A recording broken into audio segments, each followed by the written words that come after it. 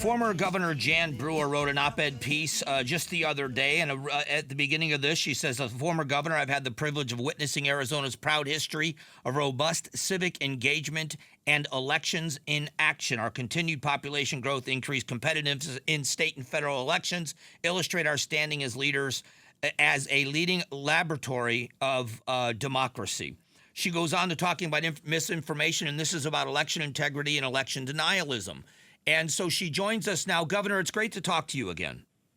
Hi, Mike. It's great to be with you this morning. I was just talking this morning about how long we've known each other, and it's been over it's been over 20 years now. And when you were Secretary of State, so you and I have been kind of doing this for quite a while together. Yeah, we've watched each other grow old. Me older than you.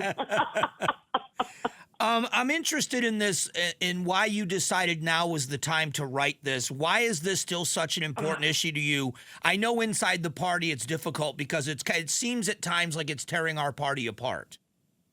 Well, it not only seems, it has torn our party apart, and it's unfortunate because I think we all want to believe and restore the democracy that we have, but we have to restore the public trust because there's been so much misinformation out there. I thought it might kindly just go away slowly, but it's not. It just keeps resurging. And when we don't take a stand, we're going to have a problem. We know that there are issues out there that a lot of people believe because of all the commotion and all the conversation about it, that people do have concerns about it, but we have a responsibility to verify. You know, it's like Ronald Reagan, trust but verify. So much misinformation out there. We can't tolerate it.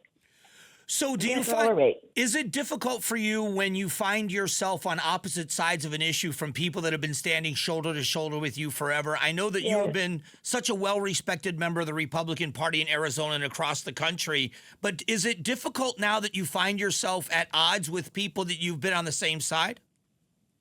It is, and what makes it really tough is the fact that, you know, you want them to listen to you, and you can agree on so much of everything that's going on, but everything that they say, so much of it, what they have said, has been misinformation, and it keeps getting repeated and repeated and repeated, and the public, they follow that, and then pretty soon it's everything's wrong with the elections. All of it, most of it, all the court hearings, all of that have been debunked. There is no proof. There is no proof. There are issues that need to be addressed. There's always going to be issues. But we address those and move forward. We can't undermine our election system. It's just awful. And for those sore losers that lose elections, unfortunately, they need to work harder and win their elections.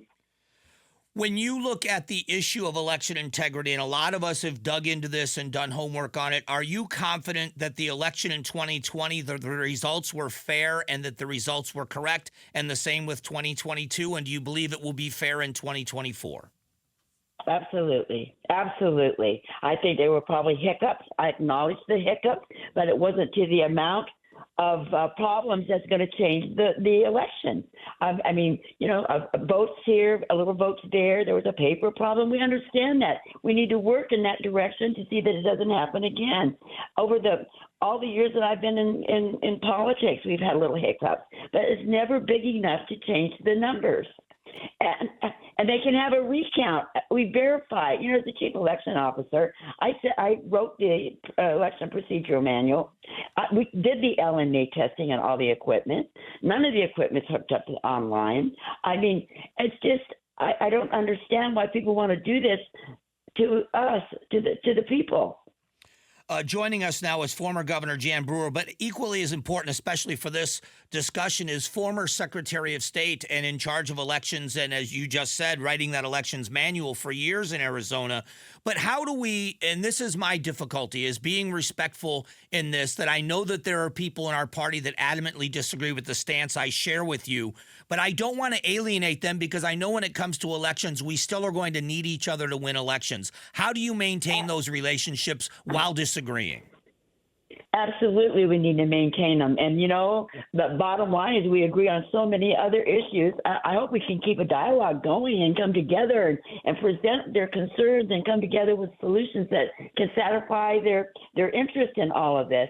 Some of these people I've known for 40, 50 years, and they disagree with me, and they get very volatile about it. We have got to reclaim our party, or we're going to lose the Republican presence in the state of Arizona, and they're doing it to themselves.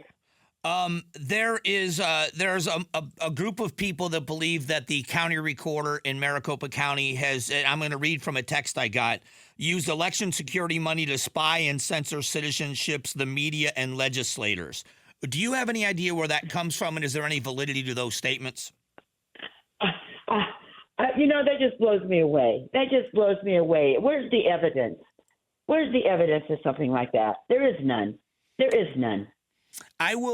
There's irony here, and this is what I've tried to explain to people in private settings. If you look at from our perspective, from a partisan perspective, the Maricopa County recorder lost his job in Adrian Fontes, and then because of the election integrity argument, I believe it catapulted him into being elected statewide as Secretary of State.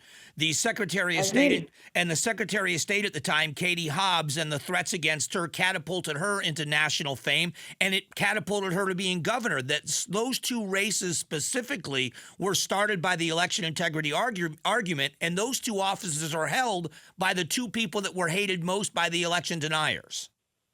Exactly. Absolutely. And I don't understand why they don't understand what they're doing. I mean, they're undermining the Republican winners. I mean, we should be a red state. We believe that. All of us believe that. But they're going at it backwards. We can't continue down that path. So I hope that maybe, knowing these people, and they know me, that we can talk and try to come up with solutions. I don't want fraud going on in the election.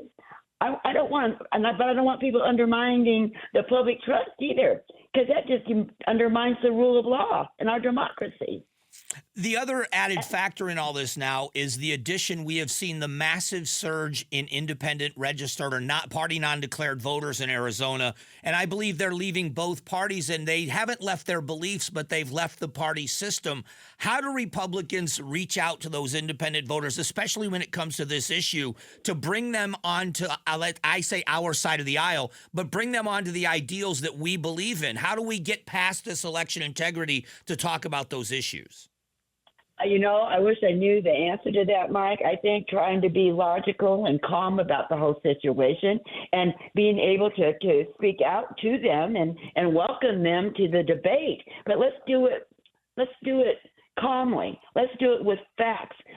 You read the internet, you hear people speaking out loud at assemblies and stuff, saying things that are absolutely lies, misinformation. I'll say it's misinformation. Some of them don't even know that they're lying, but they are lying. That's not the truth. They've gone to all these courts, and nothing's been held up. Nothing's been upheld because they didn't have the evidence. No one has the evidence of all these claims they make.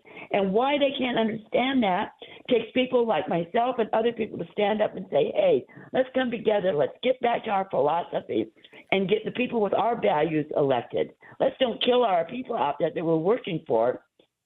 I mean, that's what's happening. They're working for certain candidates, and then they say all this misinformation stuff, and people blow it off, and they vote for the other person. Well, next week, I'm going to be a part of a kind of a virtual tour on social media. I'm going to take people on a virtual tour of the election center in the county with the county recorder's office to show people what they're saying about the security of the elections, the fact that the machines are connected to the internet. I'm going to do something to kind of give people information. I don't want to be one-sided or the other. I just want people to see it for themselves. And I think that once people put their eyes on it, they can make their own logical decision.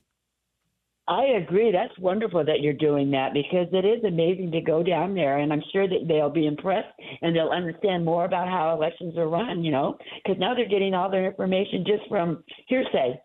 and to be actually go on a virtual tour. That's amazing. That's wonderful. Good for you. Well, Governor, listen, I love talking to you. I appreciate you doing my podcast earlier this year. It's always great when we get to catch up. I miss talking with you more often, and I hope you'll come back on the show this election season and we can talk through some of the important issues. Let's do it. All right, thanks. That is former Governor Jan Brewer spending a few minutes with us. This is a huge issue. It is within the Republican Party.